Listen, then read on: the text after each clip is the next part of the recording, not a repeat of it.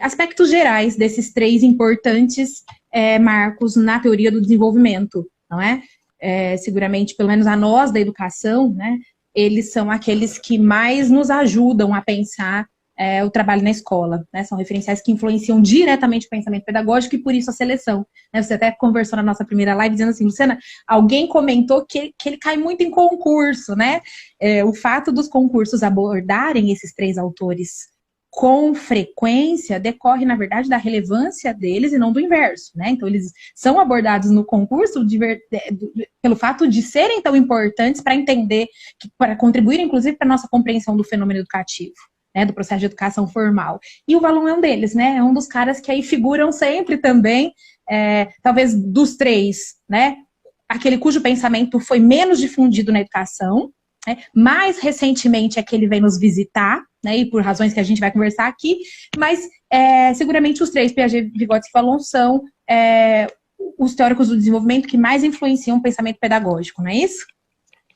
Que tem muitas contribuições para a educação de forma geral, né? Que são teóricos que começam pensando o desenvolvimento e que depois muitos aspectos da sua teoria vão sendo incorporados, então, pela educação, né? Vão sendo aplicados na educação. Até por conta da interface e coerência de muitos conceitos com o processo ensino-aprendizagem. Exatamente, não é?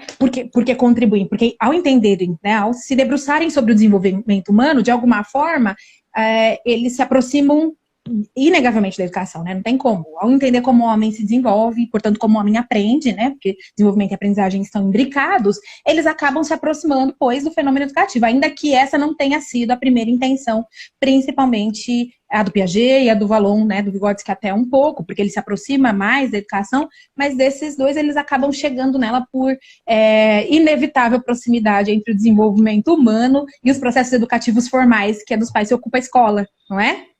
E a gente tem que pensar que só nós temos uma tendência a desvalorizar a educação, né? Todos esses teóricos, eles se preocupavam com alguma coisa relacionada à educação, né? Essa desvalorização Perfeito. É algo nosso, da atualidade. Porque os pensadores, em geral, se dedicam um pouco a pensar como é que eles contribuem para a educação, né?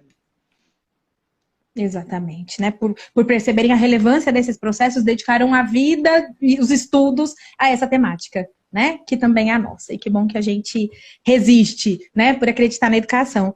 Vanderlei, então, para hoje a gente vai se centrar no Valon, embora, como a gente disse na última conversa, né?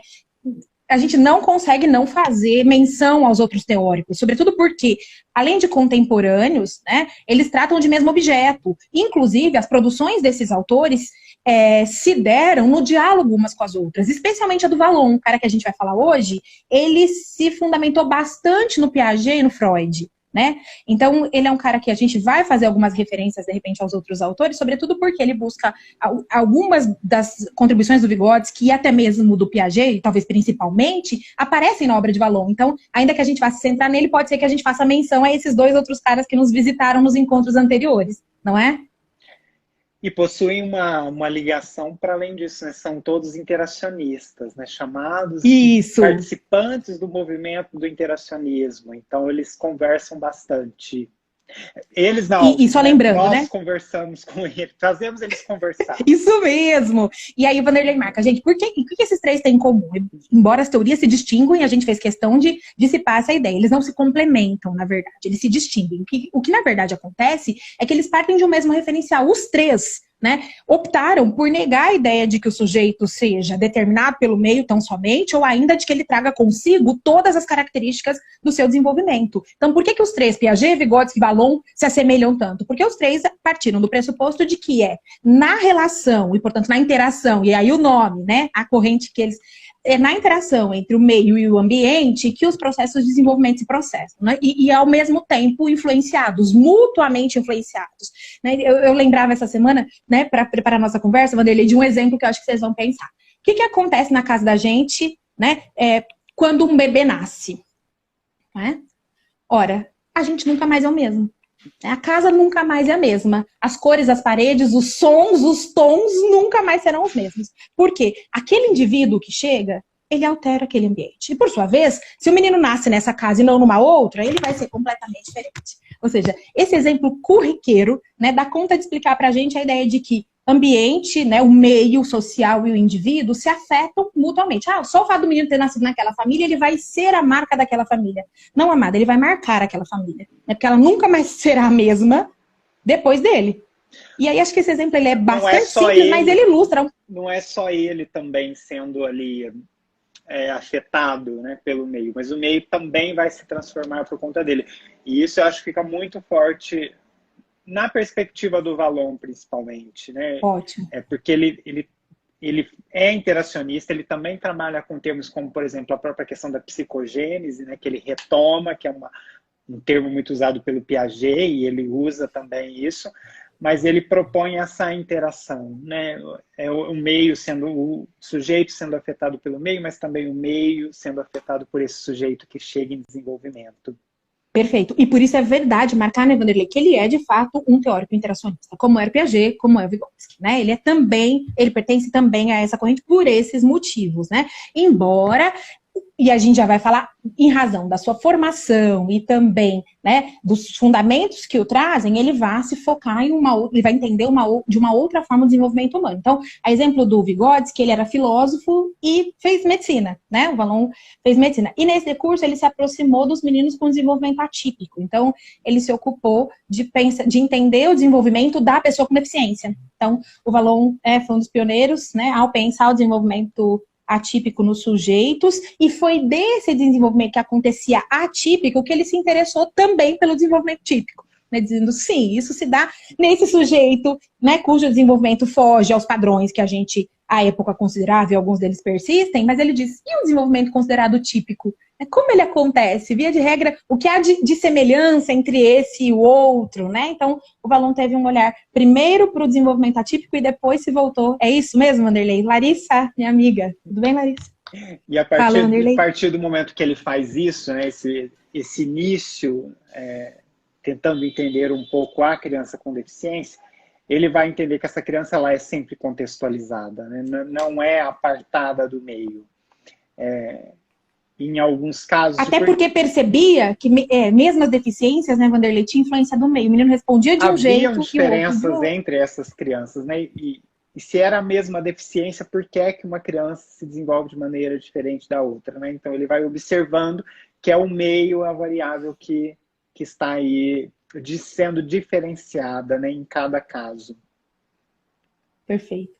Vanderlei, e nas conversas anteriores, nós tratamos de fazer o seguinte, era muito importante para vocês dizer qual é o objetivo do estudo desse teórico. Então, nós falamos, o Piaget quer estudar a inteligência e o pensamento, né? Então, ele se centrou no estudo da inteligência. O Vygotsky, por sua vez, quis entender a formação social da mente, né? O surgimento das funções psicológicas superiores no homem e, assim, inaugurar uma nova psicologia, né? Entendendo o social. O Vallon, por sua vez... Lendo esses caras, principalmente o Piaget, diz, eu quero construir uma teoria integral sobre o desenvolvimento. Eu não quero me centrar só na inteligência, até porque eu acredito que ela não acontece isolada. E aí, se a gente for falar do objeto, né, das pretensões do Vallon, é correto, né? A gente tem falado muito em educação, o professor Vanderlei vai nos ajudar a reafirmar ou refutar esse entendimento, de que o Vallon se ocupou, ou ao menos anunciou, que faria um entendimento do desenvolvimento humano na sua integralidade. Ele fez isso mesmo, né? A ideia é assim, eu não quero só centrar na inteligência como fiz o Piaget, eu quero olhar para o homem todinho, né? Para a criança todinha.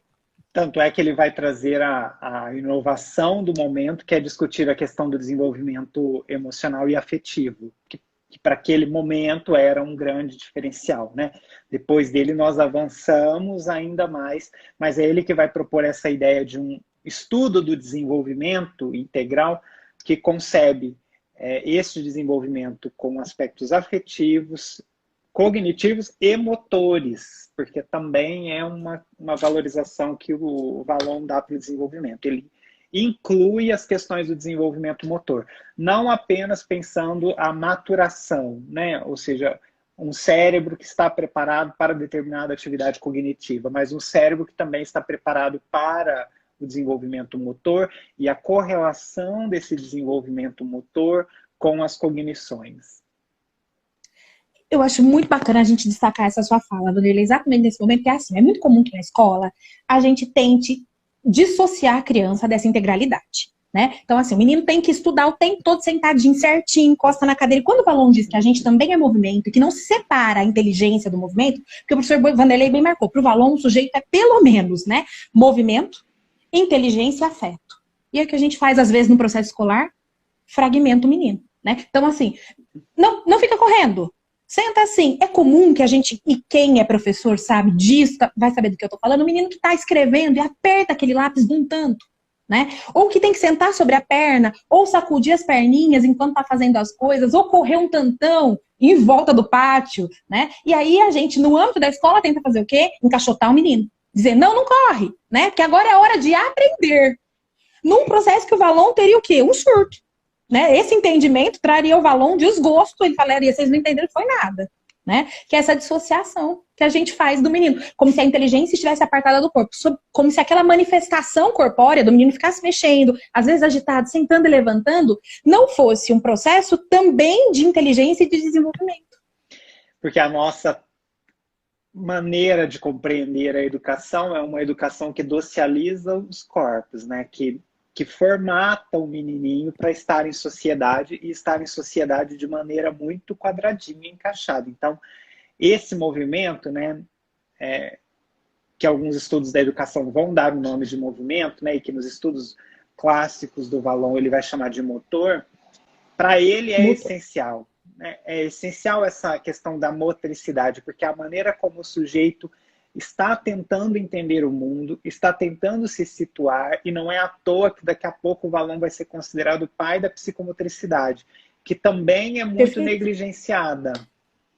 Né? A gente esquece, porque a gente fica muito preocupado com a inteligência, né? E aí com o conteúdo, e se o menino não tem conteúdo, se ele não aprende conteúdo, a gente está fracassando enquanto professor ou enquanto instituição, e não percebe que a gente tem que dedicar também alguns espaços para o desenvolvimento motor, porque esse desenvolvimento motor possui correlação com o desenvolvimento cognitivo e intelectual. Gente, alguém falou aqui reflexão... sobre a educação antes, né? Que era o papel da educação. Isso. A gente vai chegar lá que a escola deve proporcionar uma formação integral à criança. Essa escola que promove formação integral é uma escola que concebe esse sujeito como alguém que se movimenta, que tem um desenvolvimento motor, e esse desenvolvimento motor é associado à cognição. E perfeito. O pulo do gato do Valon, Vanderlei, daqui a pouco é falar de emoção. A gente não está dando conta ainda nem do menino que se movimenta. Que dirá do menino que tem emoção? Exatamente. E mais, porque a gente não parte do pressuposto fundamental do Valon, que é a ideia da integralidade. Ou seja, de entender, gente, que, na verdade, o desenvolvimento cognitivo, ele não só está associado ao desenvolvimento motor, como depende dele. E quando a gente faz esse movimento de tolir a possibilidade de que o menino possa, inclusive, fazer essas manifestações corpóreas e tudo, a gente não só está impedindo que ele tenha um desenvolvimento motor, como a gente está comprometendo o próprio desenvolvimento cognitivo. Porque o Valon vai falar do que ele vai chamar mais para frente, de sincretismo entre esses campos. Então, se a gente está falando, por exemplo, que o sujeito é, né, motor, como o Valon, e a gente chama movimento, como o professor Vanderlei disse, ele é movimento, ele é motor. O sujeito é inteligência e, ao mesmo tempo, ele é afeto. Vejam, se a gente dissocia, a gente fragmenta o sujeito e a gente rompe o desenvolvimento integral. E, de alguma forma, os outros campos também não se solidificam, não se desenvolvem. Então, a gente presta um desserviço, na verdade, ao desenvolvimento humano quando entendemos a escola e organizamos a escola de maneira a fragmentar esse desenvolvimento. Né? Que senta o tempo todo com o menino, né? Que a gente tolhe e cerceia as possibilidades desse desenvolvimento. E aí, professor Vanderlei, uma outra questão que eu acho que a gente já consegue falar, né? É que, na verdade, isso não surge com a criança. Mais uma vez, a gente falava que essas questões, o Valon não é um inatista, então, por ser interacionista, ele não acredita que o sujeito nasce, pois, com as questões do movimento nele, né, as questões da cognição já dadas, tampouco as questões relacionadas ao afeto. Isso tudo vai ganhar corpo, significado na cultura e especificamente no contexto do Valon, no meio, né, no círculo social que a criança está inserida. Então, vejam, olha que importante. A gente, como ambiente, tem que reconhecer essas manifestações da criança, sejam motoras, sejam da cognição, e ele vai dizer que isso vai surgindo em determinadas etapas da vida. Razão pela qual, e aqui é importante, o Valon guarda a semelhança com o Piaget ao pensar o desenvolvimento também em estágios. né? Porque ele vai dizer, olha, tem momentos da vida em que alguns campos predominam, tem momentos em que o motor predomina no indivíduo, tem momentos que o afeto, a afetividade predomina, tem momentos que há a predominância da cognição. Então, momentos da nossa vida mesmo, gente, né? Tem momentos que a gente diz, olha, aqui está predominando. E ele vai dizer, isso acontece ao longo da vida. Ao nascer, por exemplo, predomina no indivíduo, gente, o que seria para o Vallon, né, no primeiro estágio de vida que ele vai classificar, predomina no indivíduo a dimensão que é afetiva, especificamente das emoções. O menino não vai, se ele está com fome, ele não levanta e vai fazer a mamadeira, né? Um ultraje, imagina, o menino custava, esse menino de 2 dias, levantar e fazer um mamar, gente, mas não faz, né? E ele resolve como? Mas ele mama. Como ele mama? Como ele resolve isso? Por meio da emoção. Ele chora e grita a casa inteira. Quando esse mamar não chega, esse menino não para. Ou seja, de alguma forma, ele consegue se utilizar daquele campo predominante, que nesse caso é a afetividade, especificamente na dimensão da emoção, e consegue mobilizar a gente. Consegue com que a gente faça aquilo que ele precisa. Ele nos comunica, né? E a gente faz. Então, a predominância da emoção. A predominância da cognição nesse momento? Não. A predominância motora nesse momento? Não. Mas elas vão surgindo. Né? E à medida que essas predominâncias outras forem surgindo, a anterior vai dando lugar. Então, se antes ele chorava para mamar, mais para frente ele vai falar, não é, professor Vanderlei? Então, acho que é legal marcar isso pra gente reconhecer o que predomina em cada fase. Por isso que o Vallon também é interessante, né? Você falou do estágio, né? E esse primeiro estágio que ele vai chamar de impulsivo emocional, depois vai ser importantíssimo para a teoria dele dar conta de diferenciar o que é emoção do que é afetividade, porque a nossa tendência é pôr tudo no mesmo balaio. E quando ele Vanderlei, deixa eu te contar. Eu fiz uma enquetezinha na live perguntando isso para as meninas. Disse assim, ó, na teoria de Vallon, qual você acredita que seja, pois, o conceito predominante? E fiz uma pegadinha, coloquei emoção ou afeto? E aí as pessoas ficaram um pouco em dúvida. E pasme, predominou afeto. As pessoas responderam, quase que 90% das pessoas disseram que para o Vallon o conceito central é afeto, quando na verdade é o que você vai dizer agora. Então eu queria só te dar esse dado para você saber o que o povo está achando. Porque também na nossa vida a gente usa como sinônimo, né? No dia a dia, no cotidiano, a gente usa como sinônimo. A gente põe, né, na conta da emoção coisas que são do afeto, coisas do afeto que são no campo da emoção. Mas existe uma definição clássica, né? E que começa, inclusive, que vai se depender das ideias de Vallon depois, nessa diferenciação, inclusive, né? E a emoção, quando você fala do bebê, é porque o bebê, ele é emocional, né? Ele está ali manifestando o seu estado subjetivo, né? Uma subjetividade que ainda está em início de constituição, mas com muito componente orgânico. Então é muito choro, quando é risada, é muita risada. Nós, quando choramos, estamos expressando as emoções, porque tem um componente orgânico aqui envolvido, né? A lágrima que cai, né? O choro é muito expressivo, porque outras emoções a gente vai precisar explorar um pouco mais a neurociência, né?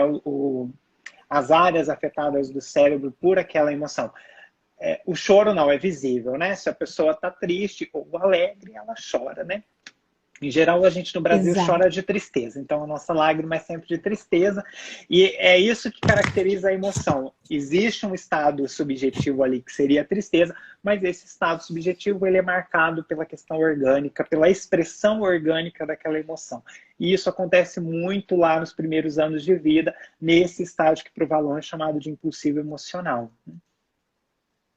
Ótimo. E aí, gente, o bebê ainda não sabe, campos, né? Que isso chama tristeza, que chama... Isso mesmo. É importante frisar que mesmo. Ou seja, sabe. a forma que ele encontra para a interação. Exatamente. Isso não é consciente, né? Esse processo não necessariamente passa por um campo de intencionalidade. Na verdade, é o recurso que ele tem para tocar o outro, né? Para comunicar ao outro. Essa é a dimensão da emoção. Então, meninos, respondendo a pergunta, é importante que a gente não confunda os conceitos de afeto e emoção. Embora eles estejam relacionados intimamente, o afeto é a categoria mais ampla, que compreende os sentimentos e as emoções, inclusive. Mas as emoções, especificamente, é aquilo que se manifesta, né? A grosso modo, então a gente tipologiza por que o Vallon, e ele se centra nas emoções. Embora a gente diga a teoria da afetividade, o Vallon, ele se centra especificamente nas emoções. Evidente que ele não ignora a existência, né, de outras dimensões do afeto, mas ele vai falar das emoções porque as emoções comunicam.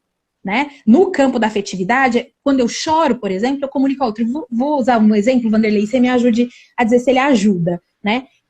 Quem trabalha em creche aqui vai lembrar, vai saber o que eu estou dizendo. Ó, vou fazer a pergunta primeiro. O que a gente faz quando um bebê começa a chorar? A gente está com um grupo, né? Às vezes, um grupo bastante singelo de 15 bebês no máximo. A gente está lá, né, num ambiente muito, muito tranquilo. E aí um bebê começa a chorar. Qual é a nossa preocupação central? Que esse único bebê começou a chorar. O que a gente faz para conter isso? Qual é a nossa maior preocupação? Quando um bebê começa a chorar. Normalmente a gente faz o quê? A gente garante que ele sai, que a gente tira ele do grupo, porque se um bebê começar a chorar, pasme, o que acontece?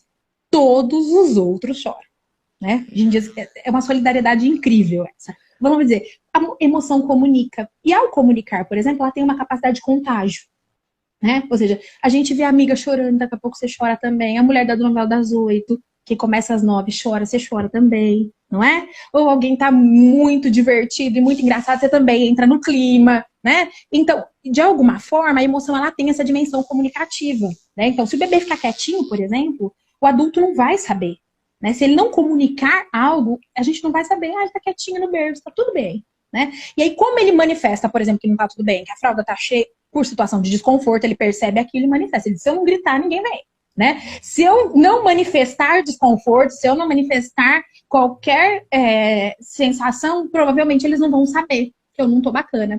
E aí, é exatamente isso que acontece, não é? Por isso as emoções, por isso que o Valon se centrou, porque a emoção tem essa dimensão, né? Especificamente, ele não nega a dimensão do afeto, mas ele se centra nos estudos da emoção também por essa razão. Porque do ponto de vista das interações, ela é, dentre os aspectos da afetividade, aquele que mais comunica, não é? E aí, Vanderlei, uma outra questão que eu queria que você pudesse nos ajudar, né, a compreender a partir das suas reflexões, é um pouquinho a ideia de que se cada momento da vida da criança, né, quando esse primeiro estágio, que é o chamado para o Valon estágio impulsivo emocional, predomina a emoção, né? Porque o menino se comunica assim com o mundo, né? Se o bebê ri, ele diz pra gente tá gostoso, né? Tá legal e a gente faz de novo, né? Então é mais ou menos assim. Só que com o tempo... Ele vai falar, inclusive, de um movimento de mímica, né? Quando se fala que os bebês, eles se contagiam, começa tudo a chorar e vira aquilo que a professora de creche arranca os cabelos dela, coitada lá, para dar conta de tudo que é. Um chorando, tudo bem. Imagina 20, né? Chorando, como que ela vai fazer? Não tem colo para todo mundo.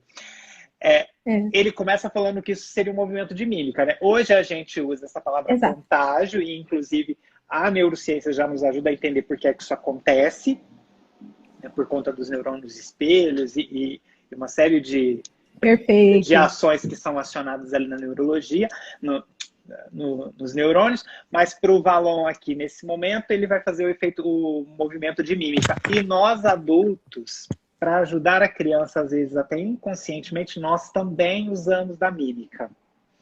E não só da mímica, a reprodução do que a criança está comunicando, né? Quem tem filho pequeno, quem trabalha com criança pequena, a gente, por exemplo, quando a criança fala tota-tola, eu acho muito mais bonitinho tota-tola do que Coca-Cola. Então, eu tenho que lutar dentro de mim contra uma força violenta que vem para não falar tota-tola. Porque aí a gente vai reforçar aquilo, né? Exatamente. Mas do ponto de vista da emoção, ele contagia, né? Esse menino nos toma de um jeito que você fica, que delícia dizer assim, não é? Que gostoso. E você quer responder em mesma medida, né? Com reciprocidade, não é? É verdade. Quando ele um outro exemplo que meu contágio que faz com que a gente entre nesse movimento chamado de mímica, a princípio. Né? E tem famílias inteiras que adotam o vocabulário do menino. Vocês já estiveram na casa de alguém, o povo chega e recebe e fala, senta no sofá, né? Quer beber apa? Você fala, gente, esse povo tá tudo falando assim, você vê, tem um dialeto, que é o do menino. Isso mesmo. Que é essa ideia do contágio. E acho que isso é bacana de entender, né? Essa ideia desse contágio, e acho que outros exemplos ilustram esse tipo de entendimento, até no sentido de entre pares também, e quando a gente está com criança, né? Quando a criança cai. Se, em geral, e todos nós já usamos dessa estratégia, a gente nem sabe que Valon explicaria, né? Que é o menino cair, você diz, se eu der muita importância, ele vai chorar. Se eu fingir que está tudo bem, ele vai entender que está tudo bem. Então ele cai e a gente fala, e aí o menino segue bem. Se a gente não faz esse tipo de intervenção, de alguma forma a criança entende, olha, ele diz que é grave, o adulto está preocupado, é sério aqui, eu preciso sofrer, né? E aí, ainda que não queira, o menino sofre. E a gente usa isso de uma intuição didática, né? A gente faz isso, as mães intuitivamente, e alguns educadores também. O Valon diz, gente, não precisa ser intuição não, já expliquei. É verdade isso, né? Então o Valon explica aquilo que em prática a gente já faz. Que é dissuadir a criança daquela emoção, daquele contágio para o inverso. Foi tudo bem, tá tudo jóia. E via de regra o que acontece é batata. O menino levanta lindo e ignora o que tem acontecido. O inverso também é verdade. Se você sofrer, o menino vai chorar 3 horas pela queda. Porque uma das coisas que ele vai falar que acontece nesse primeiro momento, né, nesse primeiro estágio chamado impulsivo emocional, é a constituição do sujeito pela via da emoção. E esta constituição, ela se dá pelo mundo biológico desse menino, mas a comunicação do mundo, a comunicação cultural e social. Então, nós vamos dando o tom para a constituição desse sujeito em termos emocionais. Eu tenho que me controlar para não ir lá acudir, porque eu tenho uma tendência a querer acudir. Então, para as professoras... Vanderlei, nós, educadoras, já estamos preparadas para animar o menino nesse contexto. Tá tudo bem, a mamãe já vem, a gente já foi criando. Eu já ainda antes mesmo de levar o menino vai ter que me consolar. Porque eu já não dou conta. Pois é, nós temos esse traquejo, né? E a gente nem sabe o que o Valon já dizia aí. E é exatamente esse tipo de intervenção que se espera, viu, gente? Na tentativa de que a gente possa significar para a criança aquilo de maneira positiva. Exatamente. Então, valonianas somos, ao menos nesse contexto de intervenção, quase todo mundo é, né? Ainda que por intuição. Nem sabia, Luciana, que eu era valoniana. Em que contexto é valoniana? Na intervenção caótica. Quando dá um problema lá com o menino, eu sou valon purinha, né? E é verdade. Caso contrário, a gente perde o grupo, né? A gente passaria o tempo todo, imaginem vocês, lidando com as questões de uma dimensão bastante caótica. E isso não é... Para os agrupamentos, inclusive numerosos, nós precisamos lidar com essa ideia de um clima, né? Que a gente vai dizer, um clima no espaço, no ambiente das crianças que possa ser favorável ao desenvolvimento, né? Então, nós já percebemos isso ainda que intuitivamente a gente interage assim com os meninos, né? E valoniana. A gente vai frisar muito nesse momento, né? Embora o Valon também proponha 5 estágios, né? Aí, como o Piaget. Isso mesmo. Porque a gente pensa um bebê que tem uma dependência emocional e afetiva muito grande, mas ele só vai conseguir se desenvolver se nós comunicarmos adequadamente as emoções e as questões de mundo para esta criança. Essa criança, se ela fica sozinha, ela vai ser como o caso das meninas lobo, né? Não vai se constituir enquanto sujeito. Então, tem aqui também uma contribuição do Valon de pensar nesse primeiro momento, o outro é importantíssimo, né? Vanderlei, ele até ajuda a gente a entender do ponto de vista das crianças negligenciadas. O que acontece? O bebê chora, né? Via de regra, nós atendemos. Só que tem crianças que negligenciadas não são.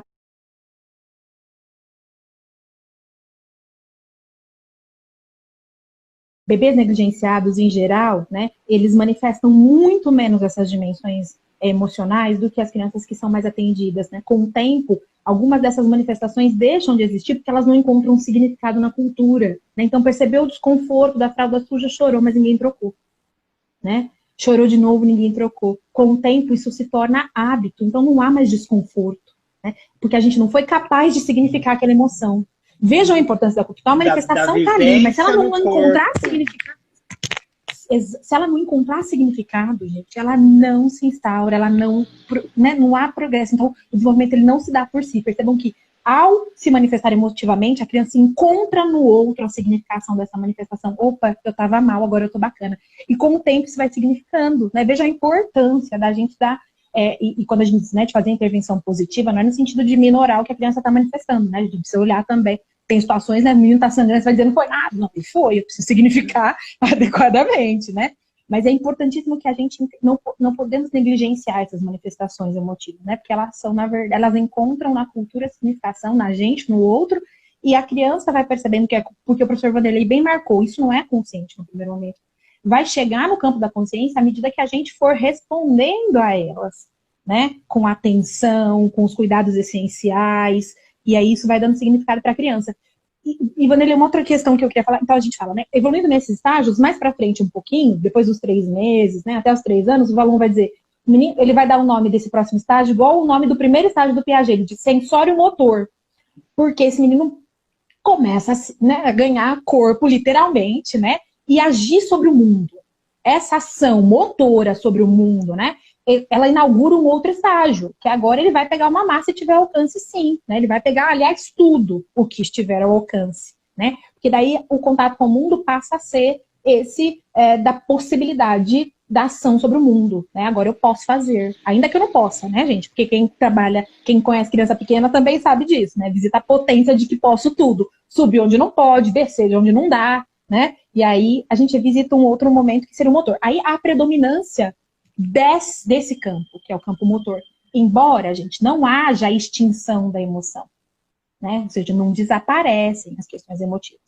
Mas se antes ele chorava para ser atendido, agora ele ousa fazer, né? Então ele já não precisa mais que o outro faça por si. Então se antes ele chorava para ter o brinquedo até ele, agora ele vai buscar, né? Ele busca o brinquedo. Então percebam que, de alguma forma, né, ganha espaço também o ato motor, né? E a emoção, ela passa a compartilhar esse espaço. Então, de alguma forma, há um certo enfraquecimento. Mas não por se extinguir, não é, professor Vanderlei? Mas pela existência dessa nova potência que agora é o movimento, né? E é um momento de explorar o ambiente, de conhecer o mundo pela via sensório-motora, né? Assim como... E aí tem uma influência muito grande do Piaget, né? Tô tocando o mundo, tô sentindo o mundo... E eu tenho uma certa autonomia, né? Porque antes eu ficava deitadinho, quietinho. Agora, quem conhece uma criança aí de 2 anos sabe como que é, né? Você quase fica careca de tanto correr atrás dessa criança. Porque ele quer explorar o mundo e não tem noção de perigo. E está vivendo as emoções que ele veio ali já vivendo, agora com alguma aprendizagem. Porque também nesse momento ele começa meio que ele já entendeu. Se ele usa de determinada emoção, ele ganha alguma coisa, ou ele recebe alguma recompensa, que a gente vai poder consolidar um diagnóstico de autismo, né? Então, tem uma influência significativa do valor, não só na psicologia, mas também em outras áreas. Inclusive, que volta à origem nesse caso, né? Ou seja, o estudo sobre o desenvolvimento, no caso do TE, por exemplo, vai buscar lá nesse autor que partiu disso, né? Que valor parte desse estudo. Acho que é muito bacana estender essas contribuições, né, Vanderlei? Entender que elas são para as mais diferentes áreas. Bacana. E aí, gente, a gente vai falar um pouquinho, né, nesse avanço das áreas, né, quando a criança deixa, por exemplo, esse momento mais motor, né, num segundo momento, vai haver uma predominância da pessoa, né, a partir dos 3 anos de idade, mais ou menos, a criança vai instituindo certas características que são muito delas, né, eu até brinco com o Heitor está nessa fase, eu digo que ele está na primeira adolescência, né? Então, alguns posicionamentos, né, de contrariedade, de posicionamento do eu, vai surgindo, e essa terceira fase de desenvolvimento, o Valon chamou personalismo. E eu acho, como mãe de menino nessa idade, eu acho que ele acertou absolutamente, né? Ao definir essa etapa do desenvolvimento, tem que predominar a ideia da pessoa, né, como um campo também que ele coloca, algo muito marcado, né? Então, que tal vestir essa roupa? Não é essa roupa, é a outra roupa que eu quero. Né? E brincar disso não é brincar disso que eu quero brincar daquele outro, né? Então surgem os primeiros elementos de negação, a ideia das características que já são dele, né? Das coisas que gostam. E é exatamente isso que o Valon vai dizer que é a característica central e predominante nesse estágio da vida, não é, Vanderlei? Essa ideia que ele chamou personalismo por isso, não é? Que combina também com outras teorias da psicologia que vão mais ou menos marcar aí esta idade como a idade em que vai surgir este eu, né? Nessa concepção forte da palavra eu, né? O que sou eu neste mundo, né? Eu não tenho mais que vestir a roupa que a minha mãe quer. Eu já tenho algumas vontades próprias, né? E aí eu vou me descobrindo como detentor destas vontades e de uma singularidade, né? É um momento em que marca o eu único para o Valon, né? A criança se percebendo, olha, eu não sou esta mãe, eu não sou esse pai, eu sou uma criança, né? Eu sou o Enzo agora, eu sou a Valentina. Isso é incrível. E vou existir no mundo sozinho daqui a pouco, né? Então, vai se descobrir. Isso mesmo. Porque não é o caso, mas uma linguagem psicanalítica é como se a princípio a criança ainda se observasse muito conectada às figuras parentais, né? Ao pai e mãe, e agora ela vai se separar. É esse movimento que o Valon vai chamar de personalismo, né? Olha, eu estou surgindo aqui, eu sou um ser no mundo, um ser individualizado, né?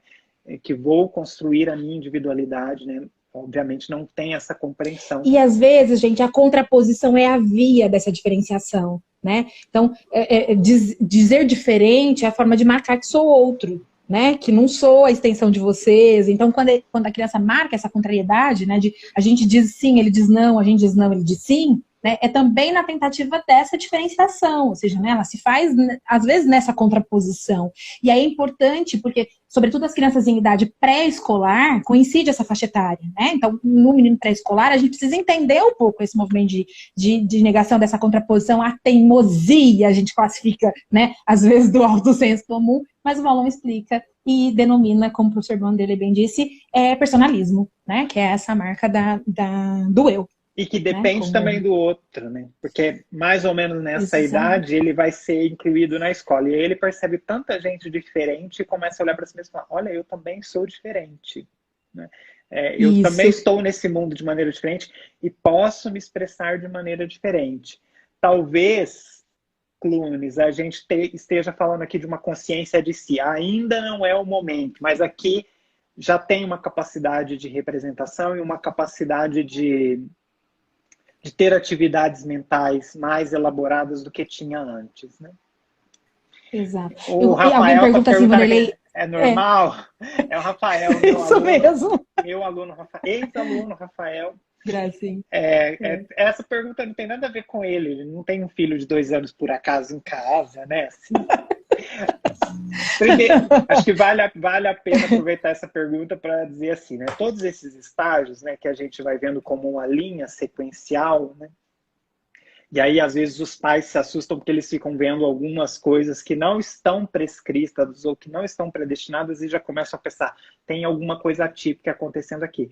Que não é essa a ideia, né? Esses teóricos nos ajudam a entender o movimento. Então, quando o Rafael pergunta, é normal? Fica parecendo que existe uma criança normal, um padrão de desenvolvimento. E não existe, né? A gente vai ter criança que experimenta alguns aspectos desse personalismo, porque em termos de desenvolvimento motor e em termos de cognição, a gente ainda não pode dizer que uma criança de 2 anos está vivendo personalismo. Mas ela pode viver algumas experiências. E Exato. Isso vai depender de quem? Do ambiente. Se é um ambiente... Acho que isso é importante. Se é um ambiente que estimula, que faz constantes estimulação, a gente vai ter uma criança que avança no desenvolvimento realmente, né? Ela vai apresentar acho que é bacana a pergunta por isso. Essa pergunta é bacana sobretudo por isso, porque é importante marcar, gente, essa ideia de tipificar, né? É muito nossa, né? Os autores nos deram essas referências, mas essa ideia e acho que o professor Vanderlei bem diz, né? Normalidade ou não, ela não encontra neles essa significação, porque uma vez interacionistas, eles vão dizer, gente, é esperado que os bebês chorem, mas nem todo bebê vai chorar, e nem sempre do mesmo jeito, porque o ambiente vai significar isso diferente em cada casa, em cada família. Se ele não chora, não quer dizer que ele tem autismo, né? Porque hoje os pais têm uma síndrome que, assim, não chorou, tem autismo. A criança tem que ficar chorando. Não necessariamente. Aí se chora, Exato. Tem a mãe que reclama que a criança chora demais, tem algum problema, né? Então... Exatamente. Temos que tomar muito cuidado com a apropriação que a gente faz das teorias. Essa é uma ponderação que a gente precisa fazer e fizemos já nos autores anteriores, né? Porque o Valon acho que foi bastante cuidadoso, até por conta da origem dos seus estudos, nesse sentido de normalidade ou não. Né? Então, ele nos permite entender isso para além dessa ideia do que seja normal ou não, mas para a ideia de classificar, né, nos estágios ao menos, ele classifica determinado modo de comportamento, mas é evidente que a gente está falando disso condicionado e influenciado pelos elementos que vão significar isso para a criança, e singular para cada um também, porque eles não negam a dimensão do indivíduo. Né? Então, acho que essa é importantíssima a gente falar. Não há que se falar de normalidade em anormalidade mesmo, né? Acho que isso é bacana. Vanderlei, na fase seguinte, né, no 4º estágio, seria o estágio categorial, que a gente vai dizer do predomínio da inteligência, da cognição, que é quando a pessoa, a grosso modo, o Valon vai dizer, né, consegue pensar categoricamente, consegue fazer esse pensamento, a grosso modo, que seria mesmo em categorias, ele consegue... fazer uma análise mais cognitiva da realidade, né? Uma análise que pode, por exemplo, ele consegue fazer classificação, né? Algumas habilidades típicas do pensamento da cognição, elas se instauram nessa fase, segundo o Valon, né? E aí a gente pode, a grosso modo, nós diríamos também que é o predomínio da inteligência, né? Em um modus específico que seria da cognição. Não que ela não tenha surgido antes. E aqui ele está falando da inteligência enquanto habilidade intelectual, né? Porque hoje também a gente já sabe que existem múltiplas inteligências. Perfeito. Não é à toa que esse momento também coincide com o início do processo de escolarização, onde a gente pode explorar as potencialidades intelectuais da criança. Né? E que para o Vallon, essa inteligência ela vai se desenvolver em saltos, né? Então, se ela é estimulada, se a gente tem um meio, se a gente tem uma escola que estimula, a gente vai ter saltos nessa inteligência, saltos qualitativos, né?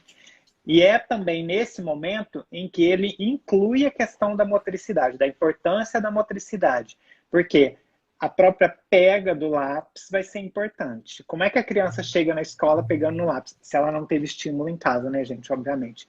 Ou não teve o estímulo que corrigiu a pega, né? Mas a criança pode chegar pegando no lápis assim. E daqui a pouco ela vai fazer um movimento mais fino, isso já com 7 anos. Então, vocês imaginem, ela já consegue avançar para este movimento de pinça, que para os estudiosos da psicomotricidade seria o movimento mais fino que o ser humano possui. E aquele que mais nos distingue de outros animais, né? Porque outros animais não têm essa capacidade de fazer este movimento aqui de pinça. Que é o que nos permite manipular os instrumentos e que nos diferencia em cultura dos outros animais, como bem dito, né? É verdade. Então, isso é um salto qualitativo do ponto de vista do desenvolvimento da nossa espécie, inclusive, na diferenciação das outras. Né? Um exercício semelhante ao estudo que o Vygotsky fez, né? Inclusive, na diferenciação do homem dos outros animais. Tem razão. E por fim, Vanderlei, chegaríamos a um quinto estágio para ele, que ele denominou adolescência, né? E aí a gente diz, talvez não seja a melhor forma de denominação, porque encerra aí, esse é o último, né? Então nós estaríamos nela. Eu gosto dessa definição, inclusive, mas é conveniente. Porque você fica presa na adolescência, né? Pois explica muita coisa, inclusive, não explica? Para algumas pessoas. Seria de fato esse último estágio, mas que seria uma volta desse eu, né? Lá no estágio do personalismo, só que com outras significações, com um monte de mudança de natureza hormonal, aquele corpo se transforma absolutamente, mas de novo a marca da ideia de que eu estou experimentando o eu mais uma vez, né? A predominância do eu, da pessoa, assume, só que diferente de como ela veio lá na fase do personalismo quando o menino era pequeno, agora com uma emancipação também social. O papel social que o sujeito ocupa agora é diferente de quando ocupava aos 5 anos. Né? E aí, de alguma forma, inaugura, sim, uma outra fase do eu, né? Que se diferencia do anterior. E aqui a gente pode falar de afetividade, né? Porque este conceito, que é mais amplo para o Vallon, né? Ele reúne as questões sentimentais que estão no campo da psicologia e as emoções que para o Vallon estariam no campo da biologia aqui, né? Nas expressões orgânicas dos sentimentos. É isso que ele vai chamar de emoção.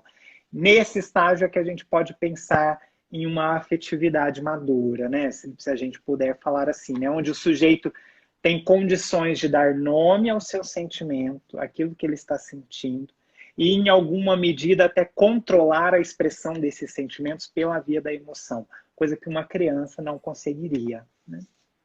Perfeito. E aí, isso marca, né, uma ideia do Vallon de que a emoção, ela acompanha o estágio da evolução psíquica e o estágio do desenvolvimento do pensamento, né? Não é à toa que o primeiro livro do pensamento, do Vallon, se chama As Origens do Pensamento da Criança. E ele vai incluir lá a emoção, né? Para marcar a emoção como um importante elemento do desenvolvimento psíquico do sujeito. E acho que, né, a gente já, com vistas ao encerramento, essa ideia de que nesse momento em que a gente consegue dar nome, né, àquilo que surgiu lá no começo e que o bebê não era capaz, né? Então, como nos revisita esses campos, né? A emoção nos revisita de um jeito, né? O motor também de um jeito, a gente assume essa consciência desse corpo, né? Inclusive consegue lidar com ele de uma forma que a gente não lidava nos outros estágios e períodos, então a gente vai significando isso de maneira distinta, e a ideia do Vallon mesmo, que a gente acaba por não extinguir as manifestações da emoção e do motor e da inteligência, mas de fazer o que ele chama mesmo de sincretismo, ou seja, essas coisas conseguem ficar equilibradas, né? A gente consegue lançar a mão da emoção de maneira consciente. Há um equilíbrio entre essas dimensões, que seriam da pessoa, os 4 campos genéticos do Vallon, que seria a pessoa que integra todos os 3 outros, né? Aquela consciência motora assume uma outra dimensão, a emoção, e ao mesmo tempo a inteligência, a cognição, né? A gente conseguiria esse equilíbrio, essa predominância que vai se equilibrar, né? Entre esses 4 campos.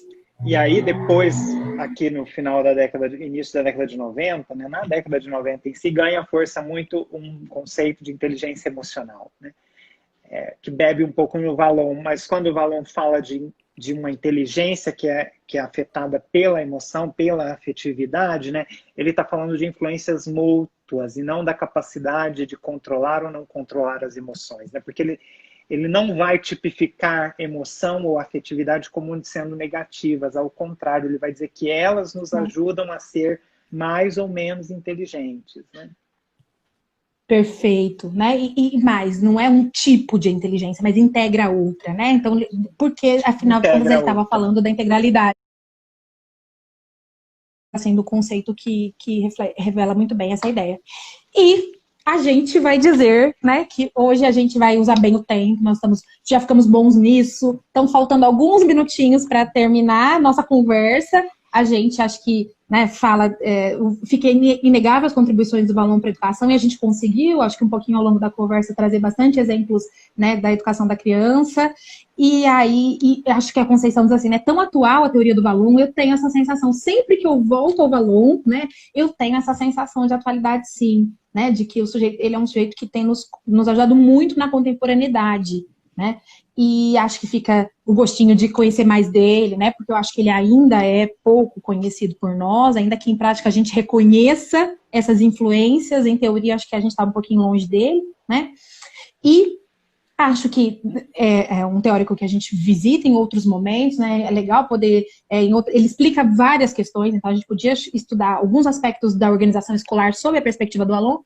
E acho que o que é muito bacana nele, ainda com relação à emoção, e que é verdade aqui, que eu sinto na relação com vocês, é de fato que a emoção é capaz de contagiar. Então, um professor que esteja motivado, gostando do que ele faz, é muito comum que os grupos venham na mesma sintonia. Os meninos gostam daquele professor que gosta de dar aula, né? E de alguma forma vale também Valon para explicar um pouquinho essa ideia de como quando a gente, do ponto de vista emocional, consegue se vincular aos nossos alunos, né? Eles respondem, parece, com mais empenho, com mais envolvimento, né? E acho que o Valon explicaria inclusive isso, essa dimensão do ponto de vista do manejo da sala de aula, né, do controle de grupo, das habilidades didáticas. Eu tenho tentado olhar para elas também um pouquinho à luz do Valon. Acho que ele daria conta, né? Seria uma... Eu acho que a gente vive num sistema educacional que é um sistema muito... que prioriza muito o conteúdo, né? E aí a gente, às vezes, acredita que a nossa função pedagógica, ela tem que se alicerçar no conteúdo, né? Independente da estratégia pedagógica que a gente utilize. E o Valon vem propor que, na verdade, o professor, retomando aquela fala, né, de que a escola deve ajudar nesse processo de desenvolvimento integral, né, o professor tem um papel de, enquanto um sujeito adulto, né, alguém que é adulto na relação, estar constantemente refletindo sobre a sua relação com o aluno, né? Quais são as emoções que esse aluno me mobiliza, quais são os sentimentos que esse aluno me mobiliza e como é que eu respondo a essa mobilização, né? Às vezes nós temos dificuldade de fazer isso, né? E quando a gente fica mais atento a esses aspectos que o aluno já chamava a atenção, a gente consegue melhorar a nossa relação com esse aluno.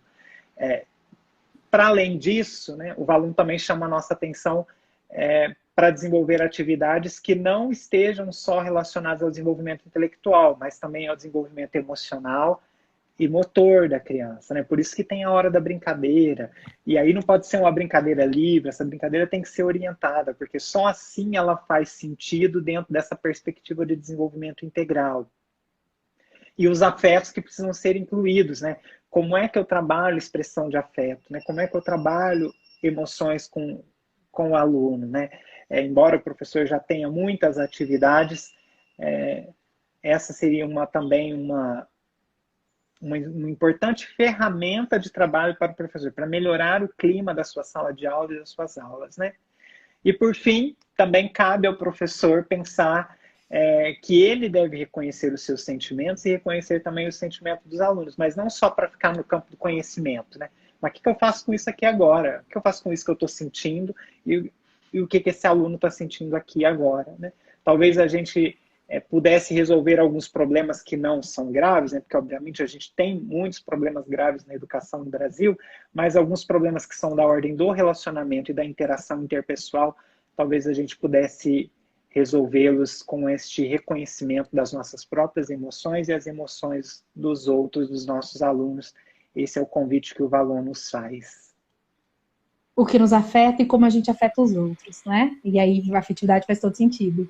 Muito bem, Vanderlei. E afetada estou, emocionada, inclusive, com os depoimentos aqui. O povo diz, vamos continuar, que bacana, adoraram. Disseram que, inclusive, somos educadores que emocionamos. Achei belíssimo. Queria ter printado o trem aqui, que eu achei super bonito isso. Eu sempre acho que o professor tem que tocar o aluno de algum jeito. Tocar, não tocar pessoalmente, né, gente? Ainda mais em tempos de Covid. Gente, precisa sacudir, não é assim.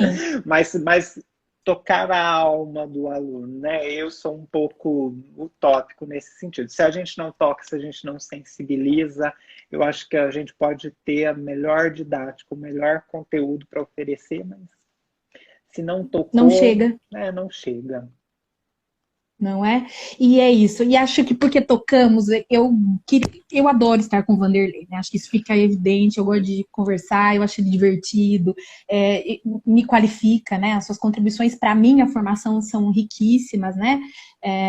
Acho que a gente consegue trocar muita coisa bacana, né? A gente já teve outros momentos juntos, sempre quando você me referencia nas falas, me dá super alegria. Eu falo, o Vanderlei falou meu nome, né? Fico muito feliz, assim, porque é alguém que eu respeito do ponto de vista teórico, né? E acho que é muito bom a gente poder trocar. E sim, gostaria muito que a gente pudesse estar em outros momentos, teria uma listinha de coisas para a gente conversar, né? Tentar pensar as inteligências múltiplas, né?